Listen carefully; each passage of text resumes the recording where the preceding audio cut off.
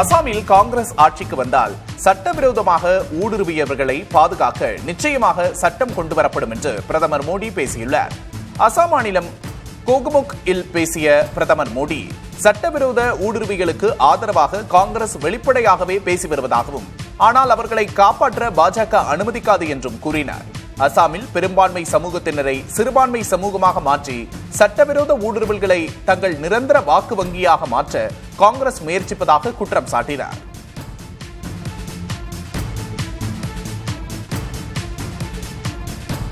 அசாம் மாநிலத்திற்கு தேர்தல் பரப்புரைக்கு சென்ற பிரதமர் மோடி அங்குள்ள ஒரு தேயிலை தோட்டத்திற்கும் சென்றார். திப்ருகர் பகுதியில் உள்ள தேயிலை தோட்டத்துக்கு சென்ற பிரதமர் அங்கு பணிபுரியும் பெண்களோடு உரையாடினார். பின்னர் சில தேயிலைகளையும் அவர் பறித்தார். பின் எக்ஸ் சமூக வலைதள பக்கத்தில் பதிவிட்ட பிரதமர் மோடி தேயிலை அசாம் மாநிலத்தின் ஆத்மா என்றும் இங்கு விளையும் தேயிலை உலகெங்கும் செல்வதாகவும் கூறியிருந்தார்.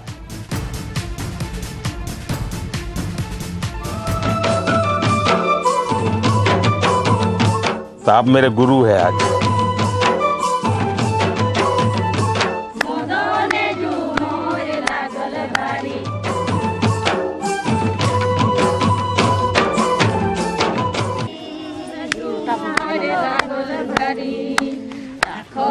বন্দনা বেজনারি মদনে ঝুমর লাগল বাড়ি বন্দনা বেজনারি মাকে বলি মদনে ঝুমর লাগল বাড়ি আখড়া বন্দনা বেজনারি আখড়া বন্দনা বেজনারি মদনে ঝুমর লাগল